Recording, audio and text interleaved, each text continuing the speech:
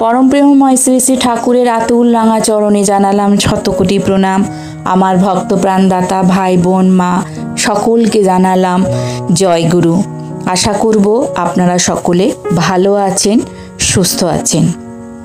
आपनादेर कि कोनो कारणे भय लागछे, मने हच्छे कि जेन आमार संगे एकटा होते चलेछे बा केउ आमार पिछने रयेछे, ताहले এই একটা কাজ অতি অবশ্যই কিন্তু করবেন। তাহলে দেখতে পাবেন যে মনের মধ্যে যে আশঙ্কা, ভীতি, ভয় এগুলো কিন্তু নিমেষেই দূর হয়ে যাবে। অনেকে বলেন শুনি যে আমার পিছনে মনে হচ্ছে কেউ যেন দাঁড়িয়ে আছে, বা রাতের বেলা ঘুমোতে ঘুমোতে হঠাৎ এমন কোনো ভয়ঙ্কর স্বপ্ন দেখলাম যেটা দেখে আমি মাঝরাত্রে ঘুম থেকে উঠে বসে পড়লাম, বা রাস্তাঘাটে যখন বেরোই তখন যেন মনে হচ্ছে কিছু একটা ঘটবে আমার সাথে। এরকম অনেকের মুখেই কিন্তু শুনে থাকি। এরকম যদি হয় তাহলে যে কাজটা করার কথা বলবো সেটা যদি মনোযোগ সহকারে করেন তাহলে দেখবেন এই ধরনের ঘটনা আপনার সঙ্গে আর কোনোদিনই ঘটছে না। অনেকে অনেক সময় বলেন যে কোনো কাজ করছি যেন মনে হচ্ছে পিছনে কে যেন দাঁড়িয়ে আছে, কে যেন আমার সাথে সাথে চলছে, কে যেন আমার সামনে দিয়ে বেরিয়ে গেল।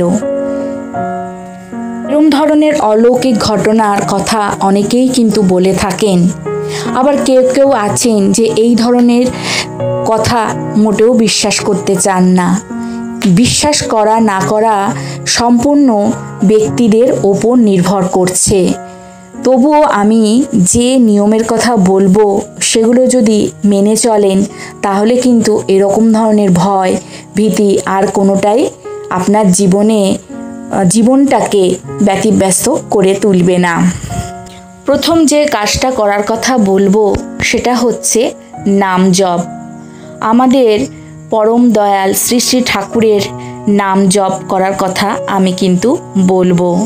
যখনই বাড়ি থেকে বেরোবেন বা বাড়ি ফিরতে কোনো কারণে হয়তো লেট হচ্ছে, রাত হয়ে গেছে, আমার ভয় লাগছে, বা কোনো কাজ করছেন, করতে করতে হঠাৎ কোনো ভয় আপনাকে চেপে ধরেছে, তো সেই মুহূর্তে আপনি কিন্তু ঠাকুরের নাম জপ করতে পারেন।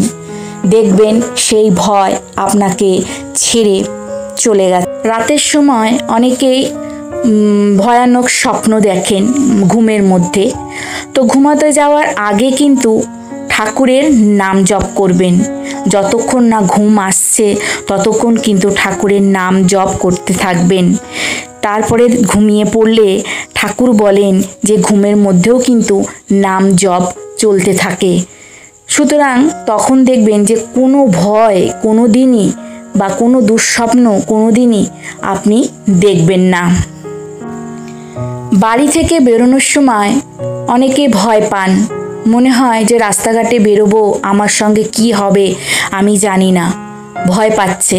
তখন আপনারা কি করবেন, হাতে একটুখানি গঙ্গা জল নিয়ে সেই গঙ্গা জলে কপালে ঠেকিয়ে, সেই হাতটা কপালে ঠেকিয়ে ঠাকুরের নাম জপ করবেন। নাম জপ করার পর সেই জলটা গোটা গায়ে ছিটিয়ে দিয়ে আপনি তারপরে বাইরে বেরোবেন। তাহলে দেখবেন কোনো আপদ বিপদ আপনাকে কিন্তু স্পর্শ করতে পারবে না। তৃতীয় হচ্ছে ইষ্টবৃতি।